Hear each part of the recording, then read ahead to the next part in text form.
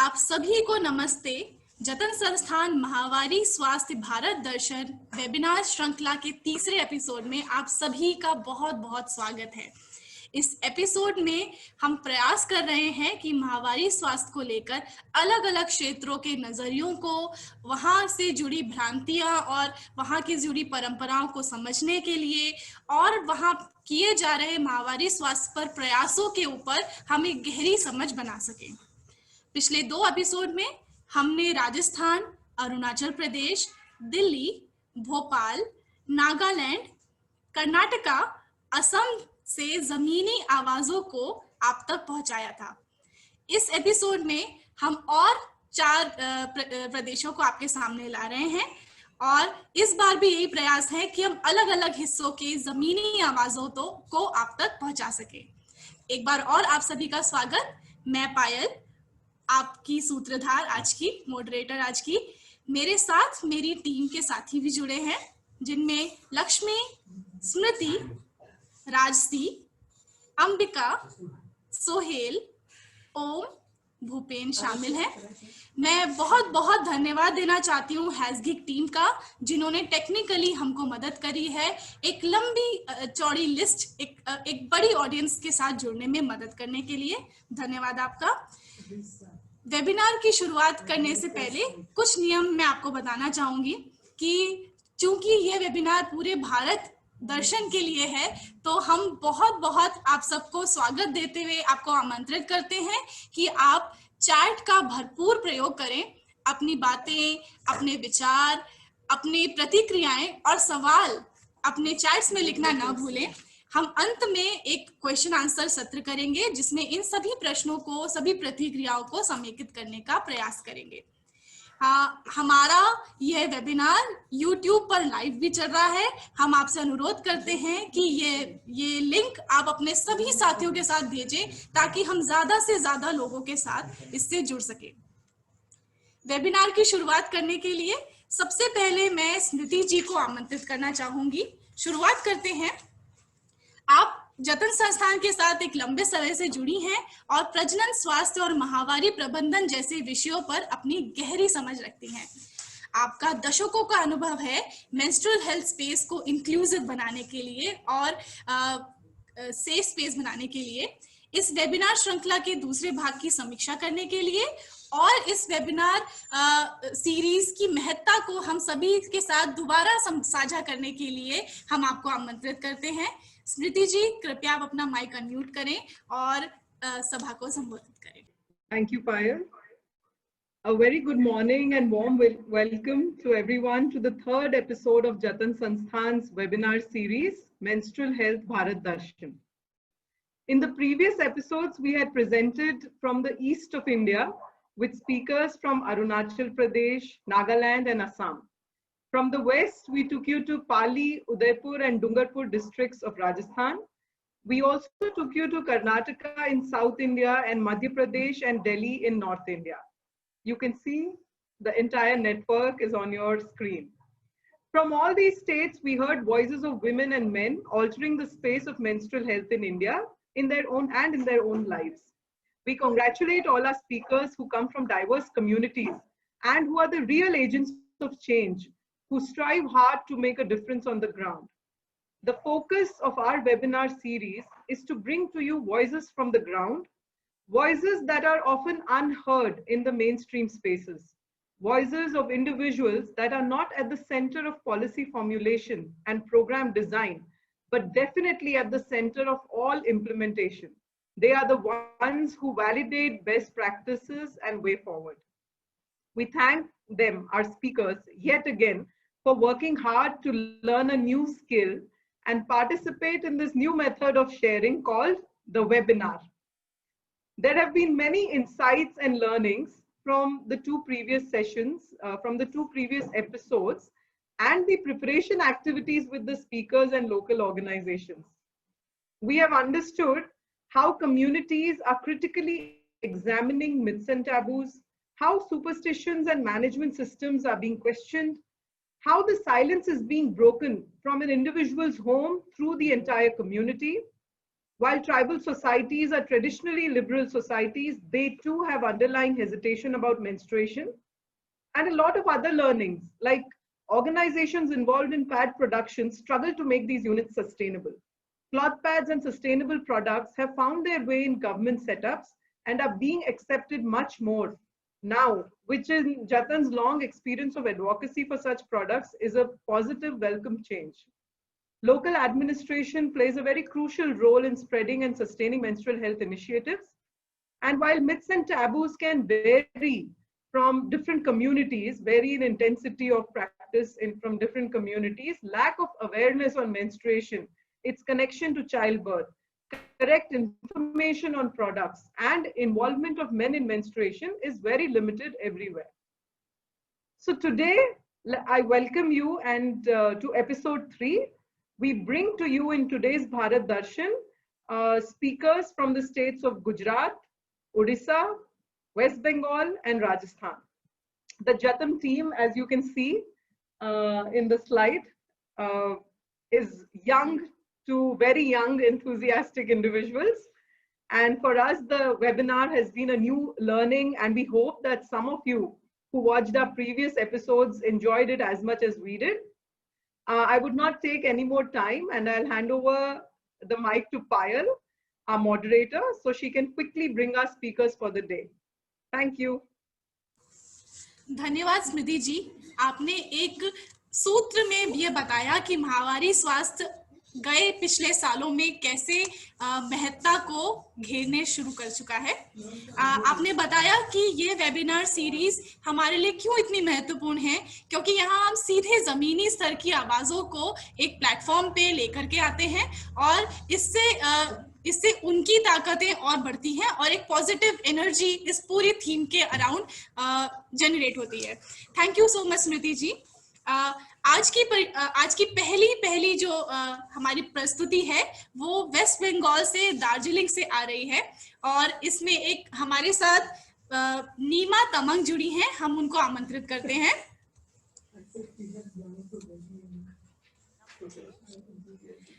आपको आमंत्रित करें उससे पहले हम आप बताना चाहते हैं कि दार्जिलिंग प्रेरणा एक संगठन है जिसमें छोटे किसानों, समुदाय आधारित संगठन, शैक्षिक संस्थानों, चाय बागान श्रमिकों और अन्य गैर सरकारी संगठनों के साथ समता यानी कि इक्विटी, टिकाऊ कृषि यानी कि सस्टेनेबल एग्रीकल्चर, जल और स्वच्छता पर काम हो रहा है। साथ ही बाल मानसिक स्वास्थ्य के मुद्दों पर भी इसमें 1996 के साथ सतत रूप से कार्य किया जा रहा है। दार्जिलिंग प्रेरणा माहवारी से संबंधित मुद्दों पर चर्चा करने के लिए और माहवारी के लिए एक स्पेस बनाने के लिए अपने प्रयासरत है और साथ ही साथ इन्फॉर्म चॉइसेस को सब तक पहुंचाने के लिए प्रयासरत है और इसको वह जागरूकता के स्ट्रैटेजी के रूप में कर रहे हैं। माहवारी के मुद्दों पे यह संस्था वर्ष 2016 से काम कर रही है।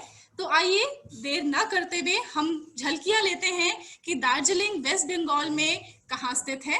आप देख पा रहे हैं अपनी स्क्रीन पर कि दार्जिलिंग उत्तरी में वेस्ट बंगाल के उत्तर में स्थित है। अब आपकी स्क्रीन पे कुछ फोटोग्राफ्स दिख रहे हैं कि दार्जिलिंग में किस तरह के घर, किस तरह की जलवायु है। यहाँ कोबलोंग कम्युनिटी के लोग एग्रीकल्चर के साथ खासा सीधे जुड़े हैं। यदि हम टॉयलेट्स की बात करें तो यहाँ की स्वच्छता की पे सतत प्रयास हमको अलग अलग रूप में, अलग अलग पैमानों में दिख पा रहे हैं। अब इस स्लाइड में आप देख पाएंगे कि किस तरह से मीटिंग्स, वर्कशॉप्स और ट्रेनिंग्स के द्वारा सस्टेनेबल यानी कि टिकाऊ माहवारी पर जागरूकता प्रशिक्षण किया जा रहा है। मैं आमंत्रित करना चाहती हूँ नीमा तमंग को कि वे आए और अपने इन अनुभवों को और प्रयासों को आपके साथ साझा करें। नीमा। सबैजनालाई नमस्ते। बिजनबारी ब्लक डिस्ट्रिक्ट दार्जिलिङबाट म डिएलआर प्रेरणा संस्थामा साल 2016 देखि काम गरिरहेको छु। हाम्रो गाउँ धेरै सानो साथै दार्जिलिङ शहरदेखि अलिक टाढा छ। यहाँ प्राय सबैले खेतीपातीद्वारा आफ्नो जीविका चलाइरहेको छ र धेरै समाजहरूमा बेग्लै बेग्लै प्रकारका धारणाहरू छ र धेरै प्रकारका अन्धविश्वासहरू पनि छ। ती मध्ये हाम्रो गाउँमा महिनावारी भएको समय स्त्रीहरूलाई खेतीबारीमा पस्नु दिँदैन र उनीहरू विश्वास राख्छ कि महिनावारी भएको बेला स्त्रीहरू अदुवाको पात छोयो भने अदुवा कुन्छ। साथै हाम्रो गाउँमा हरेक साल पानीको मुहानमा पूजा गर्छ, जसमा पुरुष र नानीहरू मात्र पूजामा जान पाउँछ। उनीहरू विश्वास राख्छ कि स्त्रीहरू पूजामा गयो भने सबै गाउँवासीले पानी कम्ती भएको समस्या भोग्नु पर्छ र दुई दाम्पत्य महिनावारीको बेला सँगै सुत्न पनि हुँदैन भन्ने चलन पनि छ। यहाँ प्राय स्त्री र छोरी नानीहरूले डिस्पोजेबल सेनिटरी न्यापकिन्स चलाउने गरिन्छ र त्यसलाई चलाइसकेपछि उनीहरूले जलाउने काम गर्छ र हामीलाई DLR प्रेरणाद्वारा ट्रेनिङ अफ ट्रेनर्स गराइएको थियो। साथै हामी सबै मिली हरेक साल मासिका महोत्सव तारिक 21 मेदेखि 28 मेसम्म मनाउने गर्दछौँ। साथै मैले धेरैपल्ट अवेरनेस प्रोग्राम हाम्रो गाउँमा गरे। त्यसपश्चात कतिपयहरूले आफ्नो स्वास्थ्य र पर्यावरणलाई ध्यानमा राख्दै कपडा प्रयोग गर्न लागेको छ। साथसाथै उनीहरूले कपडालाई साबुन, पानी र नुनले धोएर घाममा सुकाउने गरेको छ। मेरो गाउँमा अवेरनेस प्रोग्राम गर्दा पुरुषहरूलाई पनि उपस्थित हुन निवेदन गरेको थिए, तर मैले जस्तो प्रोग्राम सुरु गरे उनीहरू एक एक गर्दै लाज मानेर भाग्न थाले। म फेरि पनि आउँदो साल म अझै राम्रोसँग कोसिस गर्छु कि पुरुषहरूको पनि उपस्थित होस् भनेर र म स्वयं स्वस्थ साथै पर्यावरणलाई ध्यानमा राख्दै मेन्स्ट्रुअल कप चलाउन सुरु गरेको छु। कपको बारेमा सुनेर सुरुवातमा म आफै अचम्मित भए र मैले यी कुराहरू मेरो हस्बेन्डलाई सुनाए। उसले त्यसपश्चात मलाई कप ल्याएर चलाउनु भनी सल्लाह दियो। जब मैले कप लगाउन थाले एकदमै सजिलो लाग्यो, मानु महिनावारी भएकै छैन जस्तो। यस्तो सजिलो हुँदो रहेछ। महिनावारी बेला स्विमिङ गर्नु पनि सहज भयो र हाम्रा गाउँका दिदी बहिनीहरूले मलाई प्रश्न राख्छ कि यसलाई कसरी लगाउनु, के यो लगाउँदा दुख्दैन, लिक भयो भने के चाहिँ गर्नु, यस्तो कुराहरू सोध्ने गर्छन्। हुन चाहिँ यो कप मेरो गाउँका लागि नयाँ हो, कल्चरली एक्सेप्ट छैन, त्यसैले उनीहरूलाई कप बारे बुझाउनु अलिक गाह्रै परिरहेको छ। हुन्छ, धन्यवाद।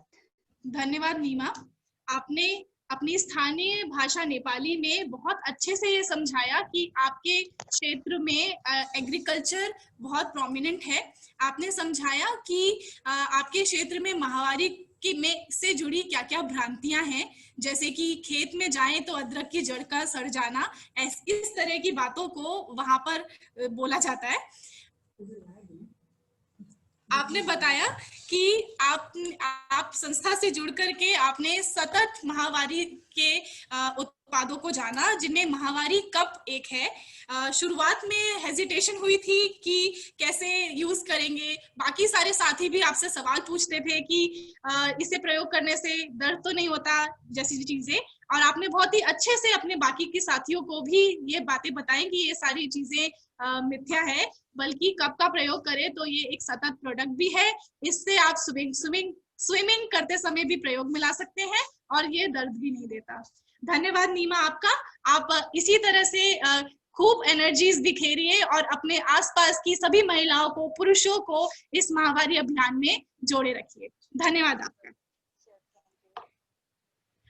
अब हम चलते हैं दार्जिलिंग के ही कोलकाता क्षेत्र की तरफ, जहां हमारे साथ जुड़ी हैं प्रिशा। प्रिशा रंगीन खिड़की फाउंडेशन संस्था से जुड़ी हैं। ये एक युवा नेतृत्व वाली नारीवादी संगठन है जो कोलकाता में जेंडर, यौनिकता और SRHR के मुद्दों पर काम कर रही है। रंगीन खिड़की SRHR को सभी व्यक्तियों के लिए सुलभ बनाने के लिए एक सतत प्रयास कर रहे हैं और इसी मुद्दे पे वे अपना सहयोग और विश्वास रखती हैं। शहरी और ग्रामीण पश्चिम बंगाल, झारखंड और दिल्ली में माहवारी स्वास्थ्य के बारे में आपने जागरूकता कार्यक्रम और शैक्षिक कार्यक्रम करे हैं और उनको जमीनी स्तर तक पहुंचाया है। रंगीन खिड़की फाउंडेशन ने माहवारी स्वास्थ्य और स्वच्छता प्रबंधन के बारे में सरकारी स्कूलों, गैर सरकारी संगठनों, कॉर्पोरेटों एवं आवासीय परिसर में जागरूकता का काम किया है। आप देख पाएंगे कि मैप में कोलकाता हमारा वेस्ट बंगाल में कहाँ दिखता है और ये जो वेस्ट बंगाल का मेनलैंड है ये दार्जिलिंग जो हमारी पिछली प्रेजेंटेशन थी उससे काफी अलग आप पाएंगे। आप देख पा रहे हैं अपनी स्क्रीन पे कि अर्बन स्लम्स हमारे कोलकाता के लगभग कैसे दिखते हैं। यहाँ अलग अलग प्रशिक्षणों के माध्यम से, ट्रेनिंग्स के माध्यम से महिलाओं को कॉटन पैड बनाना भी सिखाया गया, जो आप अपनी फोटोज स्क्रीन पे भी देख पा रहे हैं। साथ ही रंगीन खिड़की फाउंडेशन ने सेक्स वर्कर्स एवं बंगाल पुलिस के साथ मिलकर के माहवारी पर सत्र भी आयोजन किए हैं। तो बिना देर करे अब हम बुलाते हैं प्रिशा को। ये 16 साल की किशोरी हैं और ये आपको बताएंगी कि वो माहवारी के अभियान से किस तरह से जुड़ी हैं और क्या क्या उनकी तरफ से प्रयास रहे। प्रिशा। रंगीन खिड़की मेरे लिए बहुत पहले तो मैं बोलना चाहूँगी कि मैं इससे अप्रैल से काम कर रही हूँ और मुझे कभी मैंने इसलिए ज्वाइन किया था टाइम पास के लिए, बट मैंने धीरे धीरे ये इतना महत्वपूर्ण हो गया मेरे लिए कि अभी मेरे को नहीं लगता कि मैं इसको छोड़ के कभी जा सकती हूँ। मैं कलकत्ता में बचपन से ही रही हूँ और मुझे लगता है कि और मैंने देखा है कि लोग अपने आइडियाज, अपने परसेप्शंस को कैसे चेंज करते धीरे धीरे। People are involving and but not to such an extent that they completely forget the roots. So अगर मैं महामारी के बारे में बात करूँ तो मेरे को लगता है ये क्लास, रिलीजन, कास्ट सबसे ऊपर है, ये किसी को देखता नहीं है, सबसे बियॉन्ड है। और people are still very shy, उनको बहुत डर लगता है इसके बारे में बात करने का, इसके बारे में। मैं ऑल गर्ल्स स्कूल से हूँ और मुझे अभी भी याद है कैसे हम लोग छुप छुप के अपने सैनिटरी नैपकिन्स वॉशरूम में लेके जाते थे। हम लोग ऐसा क्यों करते थे अब मेरे को भी नहीं पता, बट ये होता था। और मैं अगर अपने बारे में बात करूँ मेरे खुद के फैमिली में, तो मैं अपने फादर के सामने पीरियड्स इन जनरल के बारे में बात करने में बहुत शाय हूँ। ये ना सिर्फ urban areas but rural areas, सब जगह लोग, educated women and girls, they're still not allowed to go to temples during the when they are menstruating. And सबसे बड़ा एग्जाम्पल सबरीमाला टेम्पल है। तो हम लोग को ऐसा कंसिडर करते हैं कि हम लोग अछूत है, हम लोग को किचन में जाना अलाउड नहीं है, मंदिरों में जाना अलाउड नहीं है, हम लोग को पौधों में पानी देना भी अलाउड नहीं, क्योंकि ऐसा बोला जाता है कि पौधे मर जाएंगे। तो ऐसा हम लोग जब सैनिटरी नैपकिन्स को डिस्पोज ऑफ करने जाते हैं तो वो भी कितना एक सीक्रेटिव चीज होता है। हम लोग कितना डर के उसको फेंकने भी जाते हैं। तो इन जनरल मुझे लगता है कि आजकल मॉडर्न पेरेंट्स तो बदल रहे हैं, अपने बच्चों के साथ बात करने की कोशिश कर रहे हैं, बट मुझे नहीं लगता कि हम लोग जो ओल्ड कल्चर्स है उसको कभी चैलेंज कर पाएंगे।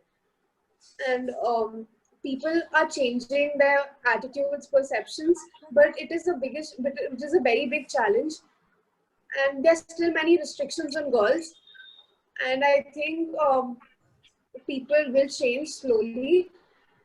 And I can give a very small example, like a girl, एक village वाली लड़की अगर अपने उसको periods हो जाता है और वो स्कूल के 5 दिन नहीं अटेंड करती है, तो क्योंकि उसको प्रॉपर अवेयरनेस नहीं है या उसको प्रॉपर पता नहीं क्या करते हैं इस टाइम में, तो वो 5 दिन स्कूल की अटेंड नहीं करती है, तो अगर 5 दिन एवरी मंथ अगर उसको स्कूल जाने नहीं मिलता है, तो इसका मतलब वो साल के 60 डेज स्कूल अटेंड नहीं कर रही है, तो इससे उसका एजुकेशन भी बहुत हैम्पर होता है। एंड ये 60 days not counting the absentee the number of days she does not attend because of other reasons at home. So I think it is the biggest challenge, and Rangeen Khirki tries to educate people about menstruation. They don't even ये खाली लड़कियों या लड़कियों से बात नहीं करते, लड़कियों या महिलाओं से बात नहीं करते, बल्कि लड़कों से भी बात करते हैं, एजुकेशनल इंस्टीट्यूट से भी बात करते हैं, पेरेंट्स से भी बात करते हैं कि कैसे लड़की को कंफर्टेबल बनाया जा सकता है, कैसे लड़की को कंफर्टेबल बनाया जा सकता है। एंड मुझे लगता है ये अभी भी बहुत बड़ा चैलेंज है, एंड रंगीन खिड़की स्पेशली को चैलेंज जिसमें इसलिए लगा क्योंकि फंडिंग में बहुत प्रॉब्लम होता है, और ये हमारी एक ऑलरेडी बड़ा टैबू है सोसाइटी में, तो उसके लिए फंड्स रेज करना और भी बड़ा मुश्किल था। एंड मुझे लगता है सबसे बड़ा सक्सेस स्टोरी वुड बी मैं एक अगर लड़के को ये इंस्पायर कर सकती हूँ एक मेंस्ट्रुअल फंडिंग के लिए, तो मुझे लगता है that is the biggest success story I can share. And I never imagined that this is going to be such an important part of my life, and yeah, that's it. आपने बहुत ही सरलता से आज के जो किशोर किशोरियां हैं उनकी पर्सपेक्टिव को रखा कि वो महावारी को कैसे देखते हैं, क्योंकि आप अर्बन एरिया से आते हैं तो वहां पर पे भी हम देख पा रहे हैं कि महावारी से संबंधित भ्रांतियां कम नहीं है, बराबर हैं, बस उन्होंने रूप अलग ले लिया है। तो उदाहरण के लिए जब हमने दार्जिलिंग में देखा था कि वहां खेतों में जाना थोड़ा गड़बड़ था, कोलकाता में हम पाते हैं कि अलग अलग तरह से रोक टोक, जैसे कि पेड़ों को पानी न देना, पौधों को पानी न देना, सूख जाएंगे, जैसी भ्रांतियां अभी भी प्रचलित हैं। हमारा ये प्रयास है कि हम इन सारी तर्कहीन भ्रांतियों को हर पल प्रतिपल तोड़ने का प्रयास करें। धन्यवाद आपका। अब हम रुख करते हैं उड़ीसा की तरफ, और इस सूत्र को मैं अपने साथी भूपेन की तरफ सौंपती हूँ, जो उड़ीसा के साथियों का वेलकम करेंगे और उनका परिचय देंगे। साथियों, उड़ीसा की जो हमारी लड़कियां हैं वो उड़िया भाषा में बोलेंगी। आप चैट्स पर हिंदी और अंग्रेजी का अनुवाद इसमें देख सकते हैं। भूपेन। नमस्ते साथियों, मैं स्टार्ट करूंगा उड़िया में, फिर आऊंगा फिर हिंदी में। तो चलिए मैं स्वागत करता हूँ। नमस्कार, स्वागत करुछि मु जतन संस्था और जेते भी साथी आम सहित जोड़ी छंती। आम सहित आज अछंती दीपारानी नायक, जयंती बरुदा, रश्मि कोबासी जो कि मालकानगिरी जिला रो ओडिसा रु अछंती, जी की बड़ दीदी बोली एक स्वच्छसेवी समूह सहित काम करती, जी की ऋतुस्राव एवं संबंधित विषय उपरे काम करती। बड़ दीदी बाल्य विवाह, बालिका शिशु शिक्षा विषय को नहीं कि लोक मान सहित स्ट्रीट प्ले जरिया रे सचेतना सृष्टि करती। चलतु आम जाना मालकानगिरी विषय रे। मालकानगिरी जिला यार मुख्यालय शहर मालकानगिरी नाम नामित, जोटा कि पूरा जिला एक बड़ घंच जंगल रे स्थापित होगी, जो बहुत कम जनसंख्या एवं शहरी अंचल मध्य कम रही। पूरा जिलाटी खाल घाटी एवं मालभूमि सहित आच्छादित होगी, जोटी कि बंडा, कोया, पोरजा एवं दिदाई बोली सुंदर आदिवासी माने रहती। यदि मु किसी भूल रे कोई बार यदि भूल करी मत क्षमा करिए। ओके, चलिए तो हम चलते हैं हिंदी लैंग्वेज में, उसी को हम हिंदी में बोलेंगे। स्वागत करता हूं मैं वापस से जो हमारे साथ जुड़े हैं दीपा रानी नायक, जयंती बरुदा एवं रश्मि कोबासी, जो कि मालकानगिरी डिस्ट्रिक्ट ओडिशा से हैं। वो बड़ो दीदी करके एक वॉलंटरी ऑर्गेनाइजेशन में काम करते हैं, जो कि मेंस्ट्रुएशन एवं और भी रिलेटेड मुद्दे पे काम करते हैं। बड़ो दीदी चाइल्ड मैरिज, बालिका शिक्षा, ये सब्जेक्ट को लेके वो लोगों के साथ स्ट्रीट प्ले जरिए में अवेयरनेस क्रिएट करते हैं। चलिए हम मालकानगिरी के बारे में जानते हैं। मालकानगिरी जिला नाम उसके मुख्यालय शहर मालकानगिरी के नाम पर रखा गया है, जो कि पूरे जिला एक विशाल घना जंगल में छाया हुआ है, जिसमें बहुत कम जनसंख्या और शहरी क्षेत्र है। अगर हम जिले को देखते हैं तो पूरा घाटी, पहाड़ और मैदान में स्थापित है। अगर हम देखते हैं जो कि बोंडा, कोया, पोरोजा और ददाई जैसे आदिम जनजातियों के द्वारा बसा हुआ है। धन्यवाद। तो साथियों, आप अपनी स्क्रीन पे भी देख पा रहे होंगे चित्रों को कि वहाँ की वीकली हाट कैसा दिखता है, वहाँ घर कैसे दिखते हैं। और आपने अभी अपनी प्रेजेंट यहाँ पर एक चित्र है कि यहाँ पे महिलाएं और किशोरियां किस तरह से अवेयरनेस कर रहे हैं बाल विवाह, बालिका शिक्षा और महामारी जैसे मुद्दों पे। तो बिल्कुल देर ना करते हुए अब हम बुलाते हैं अपने साथियों को। हमारे साथ जुड़ी हैं जयंती, दीपा रानी और रश्मिता। मैम नमस्कार। मो ना रश्मिता कोपसी, ग्राम पेड़ाकंडा, मु कोया आदिवासी जीव, जिला मलकानगिरी, ब्लॉक मलकानगिरी। आम कोया आदिवासी ग्राम रे जेतेबेले फर्स्ट पीरियड होउछन्ती सेतेबेले सेमाने गोटे घर गोटे बनि दी थान सिटी सेमाने सात दिन सिटी रहउछन्ती तांगर सिटी ही नित्यक्रम सब सरी दिउछन्ती। जयंती सुबह जाउनी टिके पाखा कोई बेले सुबह जीवो। नमस्कार सर, ये हमारा रश्मिता कहते कि ताको मैं ट्रांसलेट करे हिंदी में बोलना चाहूंगी। इन्होंने अपना बात रखा है।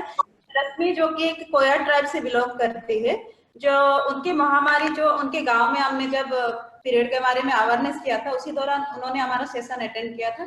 तो उन्होंने उनका एक्सपीरियंस रख रहे हैं कि किस तरह से कोया ट्राइब में बहुत सारे उनका मीन्स रहते हैं। जैसे जब वो पहला पीरियड होता है 7 डेज उनको गाँव से दूर एक जंगल के जगह पे एक छोटा सा घर बना के रखा जाता है। वहां पे सारे रिचुअल्स खत्म होने के बाद उनको घर लाते हैं। ऐसे बहुत सारे रिचुअल्स डिफरेंट जो रहता है उन्हीं को वो खुद कैसे फेस किए हैं। और बड़े दीदी जो ग्रुप है उनके साथ वो मिले और उनका जो एक्सपीरियंस है ये रहा है कि वो पहले ऐसे ओपनली कोई उनके साथ बात कभी नहीं किए थे। जो चीजों को उन्होंने बड़े दीदी के साथ उनका अनुभव रहा और बहुत कुछ सीखने को मिला, वही उनके बात वो रख रहे हैं कि कैसे उस गांव की बहुत सारे लड़कियां जो ट्राइबल्स है, ज्यादातर माँ बाप कोई भी इस बारे में उनको कोई समझ नहीं देते थे, उसका एक नॉलेज आया उनको हमारे साथ जुड़ने का। तो वही उन्होंने अपना बात रखा है।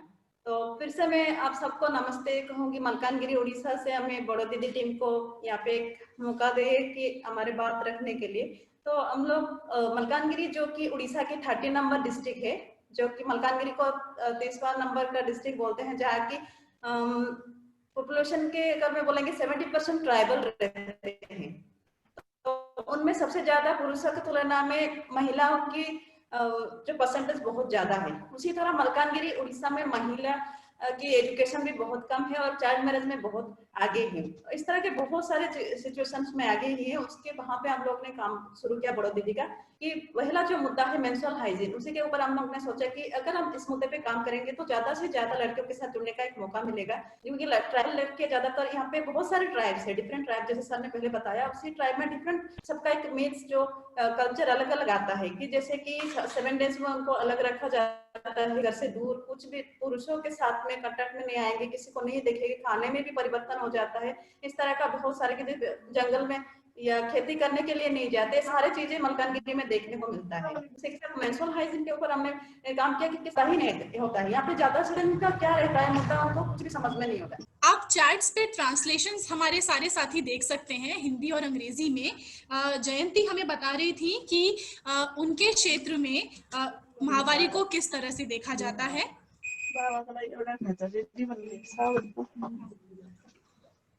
जयंती, अब हम आपसे अनुरोध करते हैं कि आप रश्मिता और दीपा रानी को इनवाइट करें।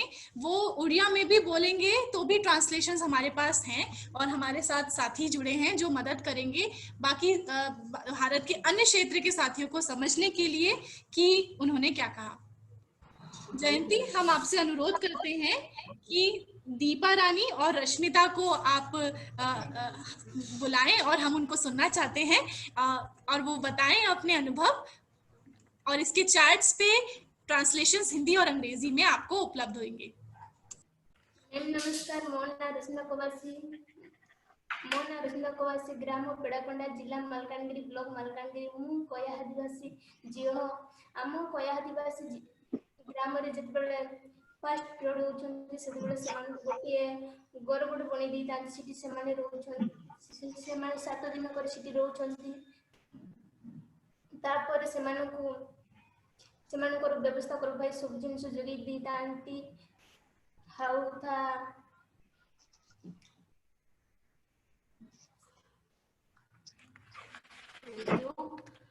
नमस्ते नमस्ते, मेरा नाम दीपारानी नायक है और मैं बड़े दीदी में एज ए वॉलंटियर काम करती हूँ।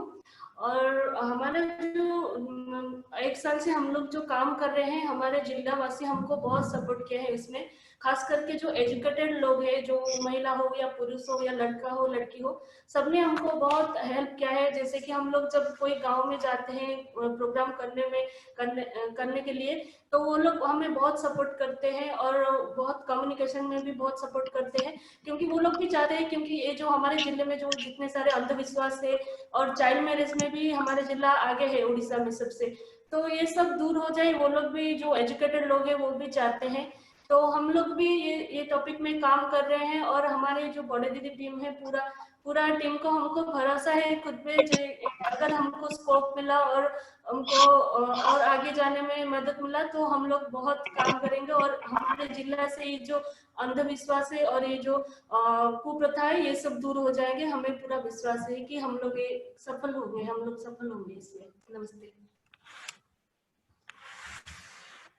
जी। सक्सेस स्टोरी कुछ बोलने के लिए हमें बोला गया था कि अगर कुछ सक्सेस स्टोरी जी में हम लोग जब काम किए तो पहले रेस्पॉन्ड नहीं करते थे लड़कियां, फिर बाद में धीरे से वो लोग हमें सुनने लगे, जब अपने उनकी भाषा में उन्हें समझाने की कोशिश की, वो खुद सामने आए। ऐसा भी चीजें जो देखने को मिला, जो लड़कियां कभी आगे नहीं आते थे, आज वो लोग हमें बुलाती है, दीदी आप लोग आइए यहाँ पे, हम लोग ये करेंगे, या हमें पेड़ चाहिए, या हम दूसरे लड़कियों को समझाएंगे। ऐसा बहुत सारे एग्जाम्पल्स हमारे पास हैं। और जो मेल कॉलीग्स बोले थे, पुरुषों को यहाँ पे हम लोग जुड़ना चाहते हैं इसीलिए क्योंकि ज्यादातर महिला बात करते हैं इस बारे में और पुरुष ज्यादातर बात नहीं करते घर में। अगर एक भैया या पिताजी किसी लड़की को इस बारे में ज्यादा जानकारी होगा तो अच्छे से समझा पाएंगे। इसीलिए हम गांव में जब जाते हैं पुरुष लोगों से भी बात करने की कोशिश करते हैं। धन्यवाद मैम। धन्यवाद टीम बड़ो दीदी। धन्यवाद आपण विषय कहवा बहुत बहुत धन्यवाद। आपने बहुत ही सरलता से बताया कि किस तरह के साथ इन मुद्दों पे बात करना कितना जरूरी है और उनके क्या क्या स्ट्रगल्स रहे हैं हमारे महामारी के मुद्दों को लेते हुए। तो धन्यवाद जयंती, धन्यवाद दीपा रानी, धन्यवाद रश्मिता। मुझे बताते हुए बहुत बहुत खुशी हो रही है कि फेसबुक, यूट्यूब और जूम जैसे अलग अलग प्लेटफॉर्म्स को मिलाते हुए हमारे कुल 100 से भी अधिक लोग हमारे साथ लगातार जुड़े हुए हैं। तो आप ऐसे ही हमारे साथ जुड़े रहिए। और अब हम चलते हैं अपनी अगली प्रस्तुति की तरफ, जिसका नाम है जो आ रही है गुजरात से, सेवा रूरल से। तो अब हम रुक कर रहे हैं गुजरात की तरफ। हम सेवा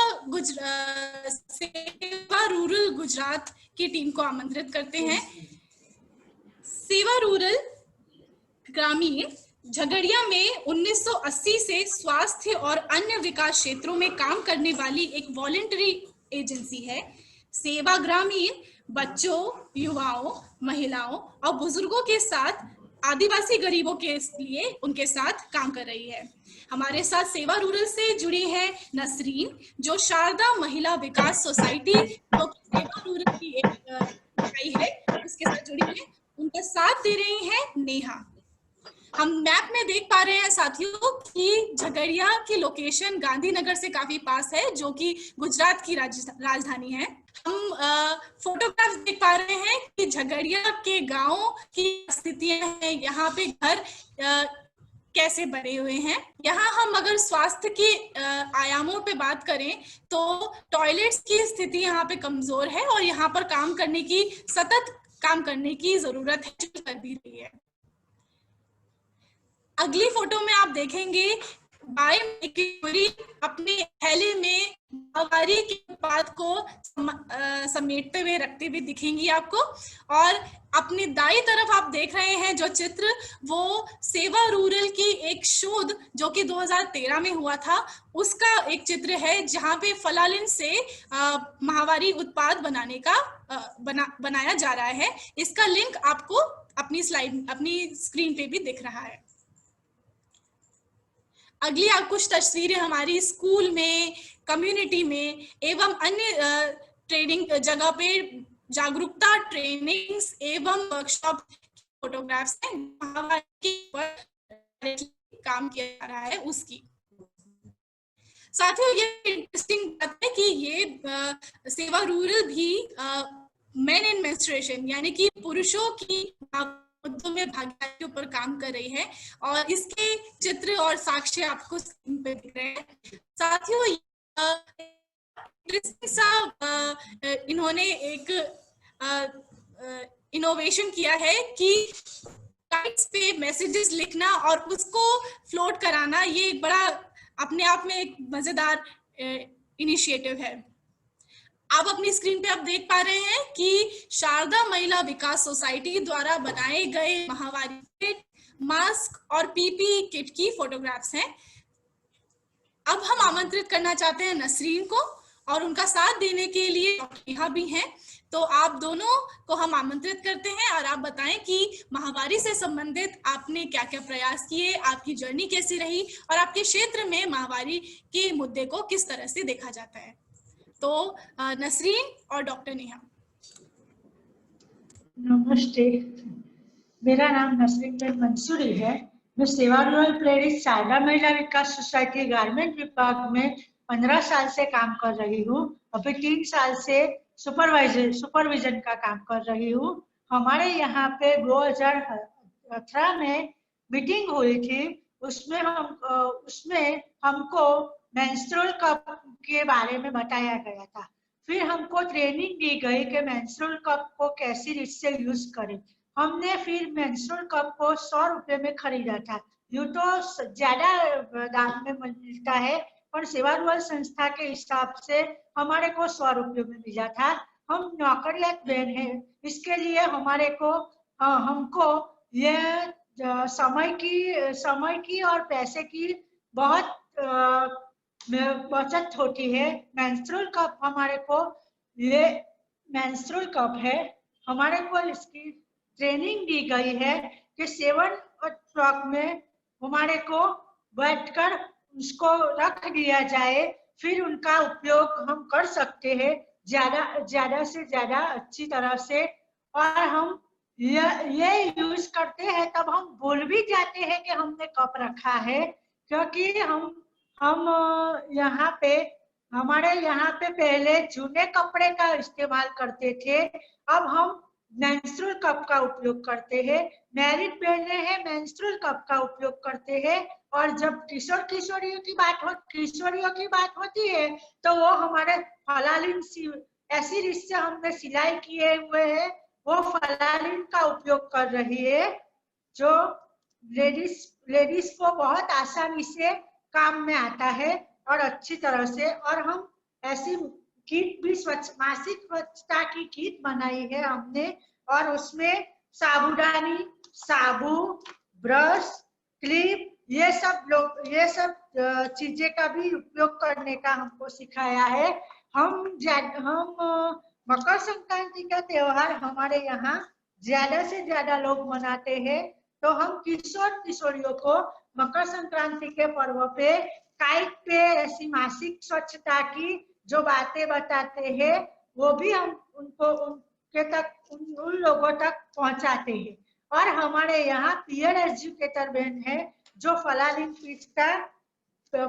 फिश का वेचान करती हो और सब लोगों को कैसी रीत से उपयोग में लेने का वो सिखाती है।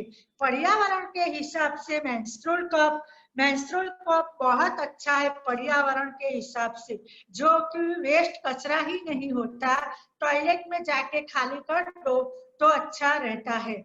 ये हम तो नौकरी करते हैं, इसके लिए 8 घंटे पूरे काम करना पड़ता है, तो वो मेंस्ट्रुअल कप हम 4-4 घंटे तक पहन सकते हैं और फिर टॉयलेट में जाके खाली कर सकते हैं। जो सैनिटाइजर पेड़ आता है वो ज्यादा महंगा होता है, इसीलिए हम सब लोग बहनें जांच से ये फलालीन फिश का सिलाई करते हैं और फिर उसका बेचान करते हैं। हमारे यहाँ भी गामड़े के हिसाब से मान्यता ज्यादा है, जैसी रिश्ते के टाइम पीरियड में हो तो किचन में नहीं जाने का, रसोई नहीं करने का, मंदिर में नहीं जाने का, मस्जिद में नहीं जाने का, यहाँ तक कि अखाना और पापड़ भी नहीं बना सकते। ऐसी रिश्ते मान्यता हमारे यहाँ भी चल रही है।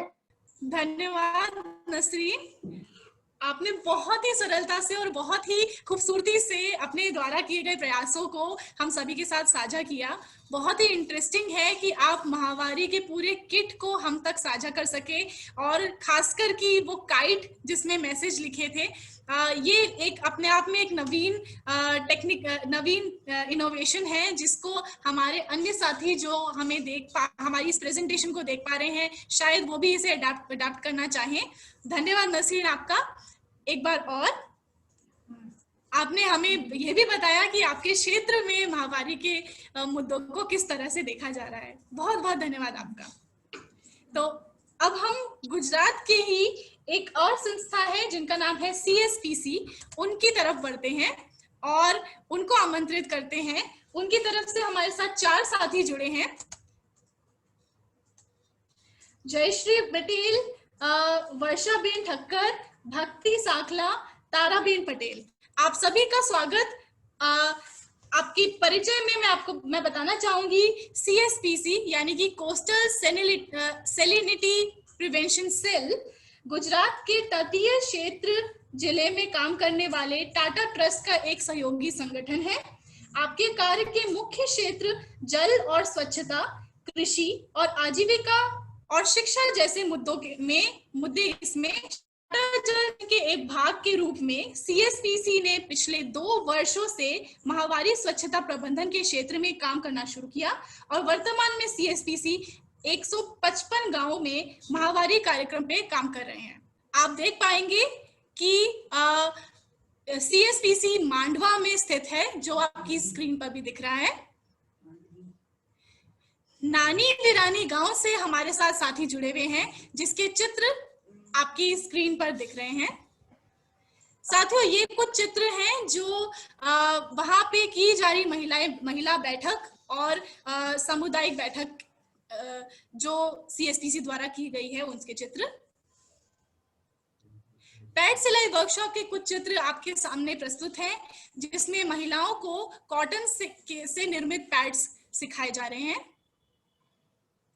साथ ही कपल काउंसलिंग के तहत पुरुषों की महावारी के मुद्दों पे भागीदारी के लिए एक बैठक, जिसकी फोटो आपके सामने प्रस्तुत है।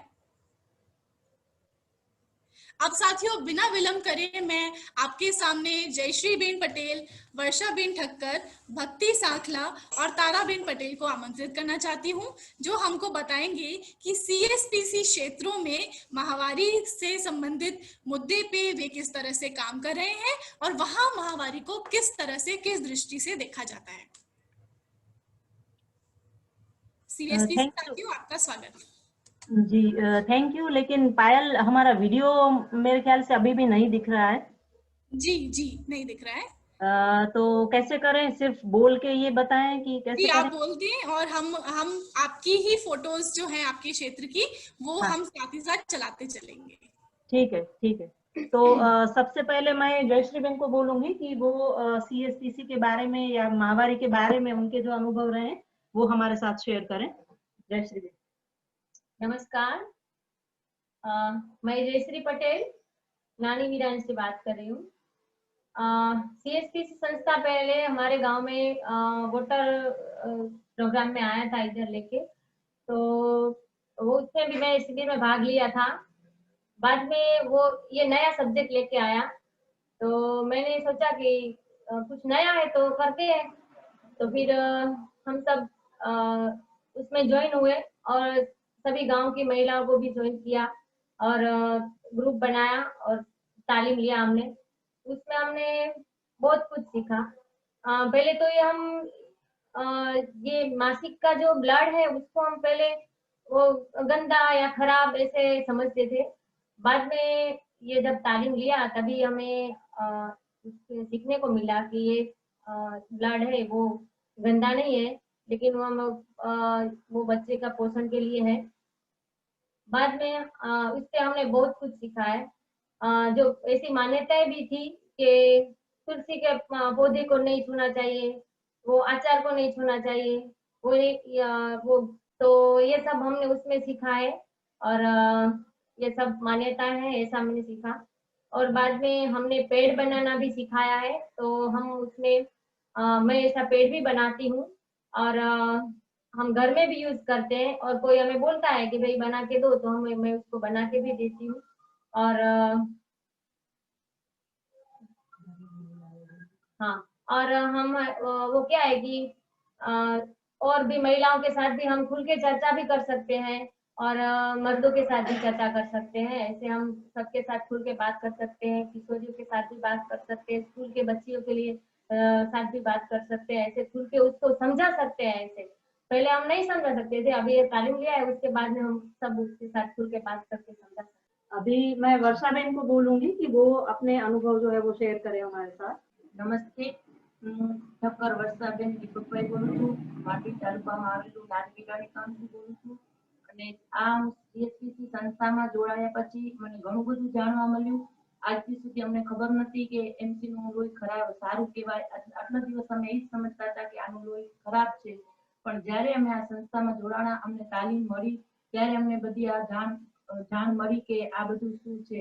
અને આટલા દિવસ અમે ઘરમાં પાડતા હતા, અમારી છોકરીઓ પણ અમારાથી ખુલ્લાથી વાત નથી કરી શકતી, પણ જ્યારે એ પણ આ તાલીમમાં જોડાણી ત્યારે મારાથી, એના પપ્પાથી, બધાથી ખુલ્લા આમથી વાત કરી શકે છે કે અમે MC માં આવ્યા છીએ, હવે અમને શું કરવું. અમે સ્કૂલ જાતા ત્યારે પણ અમે કહેતા ડરતા, પણ હવે ખબર પડી કે આ બધું આપણે મમ્મી પપ્પાની વાત આ બધી શેર કરવી જોઈએ.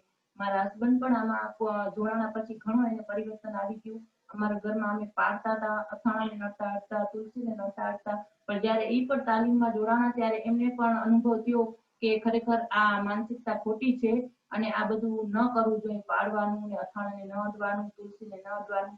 એ જ્યારે તાલીમમાં જોડાણા ત્યારે અમને પણ આમ બિંદાસથી રજા મળી ગઈ કે જાઓ તમે આ તાલીમમાં. અમે પહેલી વખત જ્યારે આ તાલીમમાં જોડાણા ત્યારે અમને ઘરે પરમિશન પણ નથી મળતી કે આવી મીટિંગમાં ન જવાય, એમ કહેતા અમને. પણ જ્યારે અમે આના તાલીમમાં જોડાણા, ચાર વખત અમે જ્યારે જોડાણા ત્યારે અમને ખબર પડી કે આ બધી વસ્તુ શું છે. જ્યારે બી છોકરીઓ ટાઈમમાં થતી ત્યારે એનું પેટ વધારે દુખતું તો અમે ઘરે એને ગોળીઓથી આપી દેતા, પણ જ્યારે આ તાલીમમાં અમને જાણવા મળ્યું ત્યારે અમે હવે રેતીનો ચેક કરીએ છીએ, પાણીનો ચેક કરીએ છીએ, અને સ્કૂલમાં બી જાતી ત્યારે ટીચરથી પણ વાત નથી કરી શકતી. હવે જ્યારે એ તાલીમમાં જ્યારે આ બધી ચર્ચા એમને સાંભળી ત્યારે ઘરે પણ વાત ખુલ્લેથી કરી શકે છે અને સ્કૂલમાં પણ ટીચરને બિંદાસથી કહી શકે છે, બેન અમે MC માંથી આજે તો અમને પેડ આપો. ત્યારે પહેલા એ શરમાતી હતી છોકરીઓ. અને જ્યારે દેશરીબેન આ પેડ બનાવે છે ત્યારે એના પાસેથી જ હું લઈ એ બનાવી આપે છે મને, અને હું વેચું છું ઘરે. અને જે પણ બહેનોને જોઈએ છે એને આપીએ છીએ. અને અમે આ તાલીમમાં જોડાયા પછી પણ 4 તાલીમ લઈ લીધી પછી એવું નહીં કે હવે અમે ભૂલી ગયા, ફરી બીજી વખત 4 તાલીમ થતી હતી ત્યારે પણ અમે મેસેજથી ગ્રુપ બનાવી લેતા અને બધી બહેનોને જાણ કરતા કે ના આમાં જાઓ તમે બધા. નતા જોડાતા એમને પણ અમે ઊભા કર્યા અને ઘરે ઘરે અમે વાત કરી કે બેન આ બધી વસ્તુ સારી છે, તમે સમજો અને આમ નામ આપણે પાછળ રહી જશું, એના કરતા આમાં ભાગ લો તો તમને જાણવા મળશે કે હકીકત શું છે. એટલે બધી બહેનોને અમે જોડી અને ગ્રુપ બનાવ્યું અને ઘર ઘર અમે વાત કરી કે લ્યો, અને આજ પણ અમને બિંદાસથી ઘરેથી રજા મળી ગઈ છે કે જાઓ તમે આ તાલીમમાં જોડાઓ.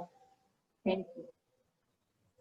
हवे अभी मैं भक्ति को बोलूंगी कि वो भी जो उनका अनुभव रहा है वो हमारे साथ शेयर करें। नमस्कार, मेरा नाम भक्ति सांकला है। मैं मांडवी तालुका में आने वाला गांव गठीसा गिरानी वहां से बोल रही हूँ। मैं CSPC संस्था की जब तालीम दे रहे थे उसमें मैंने तालीम ली, तभी मेरे को पता चला पीरियड्स के बाद हम सब पीरियड्स को जानते हैं, लेकिन उसको हम जब खुल के बात करते तभी उसका क्या होता है डीपली चर्चा करते तभी हमको उसकी पूरी जानकारी मिलती है। जब मैंने इसमें तालीम ली थी तब मुझे पता चला कि मैं तो इसको कितना गलत समझ रही थी। पहले तो हम वही ब्लड को ही गलत समझ रहे थे, लेकिन अब पता चला कि वो ब्लड खराब नहीं है, लेकिन घर में जो बच्चा होता है उसके पोषण के लिए होता है। ये सारी बातें जो हम घर पे भी नहीं बोल सकते, मम्मी से बात नहीं कर सकते, पापा से बात नहीं कर सकते, आज वो सब मैं बात खुलकर बोल सकती हूँ, अपने भाई से बोल सकती हूँ कि मुझे पीरियड्स के दौरान ये तकलीफ होती है, मुझे काम नहीं होता या कोई भी तकलीफ होती है वो मैं खुलकर बता सकती हूँ। और मैं अपने फ्रेंड्स के बीच भी, मेरी कुछ फ्रेंड्स है, हम पहले भी इतनी डीपली बात चर्चा नहीं कर रहे थे कि क्या होता है क्या नहीं होता है। लेकिन अब इस तालीम की वजह से मैंने जब तालीम ली तो मुझ में खुद में एक कॉन्फिडेंस आ गया, मैं सबको खुलकर बता सकती हूँ। और मैं तो यह कहना चाहूंगी कि जब बच्चियां 12 साल की हो जाती है तब उन्हें पता नहीं होता है कि पीरियड्स क्या होता है और क्या नहीं होता है, वो डरती है। पहली बार तो सब डर जाते, मैं भी डर गई थी, मुझे आज पता चला है। लेकिन बच्चों को पहले से इसकी तालीम दी जाए तो उनके लिए सबसे अच्छा होता है, क्योंकि वो पहले से ही उतनी अच्छी तरह से ये सब चीजों को सहने के लिए तैयार हो जाती है तो बहुत अच्छा रहता है। और तालीम ले लेती हो तो फिर उनको दूसरों से बातचीत करना प्रॉब्लम नहीं होती है। मैं तो यही कहूंगी कि बच्चों को पहले से इनकी तालीम दी जाए तो बहुत अच्छा है उनके लिए भी। और बाहर जाते तो वक्त उन्हें परेशानी झेलनी नहीं पड़ती, जितनी मैंने झेली उतनी उनको झेलनी ना पड़े। मैं तो यही चाहूंगी कि उनको बचपन से तालीम दी जाए, बस यही कहना चाहूंगी। और उनसे मुझे बहुत फायदा हुआ है और यही तालीम सबको मिले, हम एक तालीम ले और 3 को समझाए, ऐसा करे तो बहुत अच्छा होगा। थैंक यू, धन्यवाद, आभार। तरला बहन को मैं बोलूंगी कि वो भी अपने जो एक्सपीरियंस है वो हमारे साथ शेयर करें। जी, बस आपके पास 1 मिनट का समय बचा है तो आप इसको समेकित करते हुए अपनी बात को रख सकते हैं। મારું નામ તરલાબેન છે। આ તાલીમ લીધા પછી બધું જાણવા મળ્યું છે કે મારી છોકરીઓ સાથે મારા હસબન્ડ સાથે બધી વાતચીત કરી શકું। जी, थैंक यू तरला बहन। पायल, ओवरऑल तो हमने हर राज्य की जो बात सुनी वैसे ही एक्सपीरियंस जो है वो हमारे यहाँ की महिलाओं के भी रहे हैं। खासकर जो बातें हैं कि ये अब एक मतलब अंदर से एक स्वीकार आने लगा है कि हमको बच्चियों के साथ शुरू से बात करनी चाहिए। जो कॉटन पैड जो हमको स्मृति बेन ने जतन से ही सिखाया था कि कैसे उसको सिलाई करना है, तो यहाँ की महिलाएं जो है उन्होंने उसे अच्छे से सीख लिया है और वो भी अपने घर की महिलाओं को और महिलाओं को वो सिलाना कैसे सिलाई करना है वो भी सिखा रहे हैं और कॉटन पैड यूज करने में भी उनको काफी अच्छा लग रहा है। बाकी एक्सपीरियंस जो है वो काफी हर जगह के जैसे हम बताएं कि एक जैसे ही आ रहे हैं। और बदलाव में अगर बात करें तो हर जगह यही बात होती है कि एक तो ये थोड़ा थोड़ा स्वीकार होना शुरू हुआ है कि ये माहवारी जो है वो एक नेचुरल प्रोसेस है, कुदरती प्रक्रिया है। तो इसी कुदरती प्रक्रिया को हमें धर्म के साथ भले हम अपने आराम के लिए या अपने जो कंफर्ट के लिए कर सकते हैं, लेकिन उसको मतलब धार्मिकता से इस हद तक ना जोड़ें कि माहवारी को आगे पीछे करने के लिए जो गोलियां लेती हैं महिलाएं, जैसे कोई धार्मिक प्रसंग हुआ तो उनको लग रहा है कि भाई आगे पीछे करने के लिए वो गोलियां लेती हैं, तो वो काफी हद तक हम ये बोल सकते हैं कि थोड़ी समझ जो है वो महिलाओं के साथ जो है वो हम कर पाए हैं कि वो अगर नहीं जाना चाहते हैं तो बिल्कुल ना जुड़े। अगर उनको लगता है कि उन दिनों उनको आराम करना है तो ये उनका खुद का निर्णय होगा, लेकिन कम से कम माहवारी जो है वो हमारी जो कुदरती प्रक्रिया है उसको हम। आपने बहुत महत्वपूर्ण बात बोली कि हम माहवारी के मुद्दे पे इतना बोलना शुरू करेंगे और कम उम्र से बोलना शुरू करेंगे, किशोरियों को, महिलाओं को, पुरुषों को, सभी को इसमें शामिल करेंगे, ये एक अच्छी रणनीति हो सकती है। आपकी प्रेजेंटेशन से हमने सीखा कि किस तरह से हमारी इन चारों महिलाओं ने अपने परिवार में और अपने आसपास बात करना शुरू किया, खास करके पुरुषों के साथ भी। धन्यवाद टीम आपका। अब हम अपना रुख करते हैं राजस्थान की तरफ और राजस्थान से हमारे साथ सुमन साखला जुड़ी हैं। ये एक किशोरी हैं और सहाड़ा में जो कि भीलवाड़ा डिस्ट्रिक्ट में पड़ता है वहां से हमारे साथ जुड़ी हैं। तो साथियों, परिचय देते हुए मैं आपको बताना चाहती हूँ कि जतन संस्थान 2001 से राजस्थान में, दक्षिणी राजस्थान में काम कर रहा है और आप स्क्रीन पे भी देख पाएंगे कि हम आज की प्रेजेंटेशन में हमारे साथ सहाड़ा भीलवाड़ा से जो किशोरी जुड़ी है वो कहाँ पे स्थित है।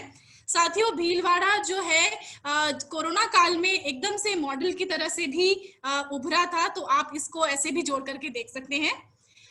एक आम दिन में खाकला गांव जहां से इस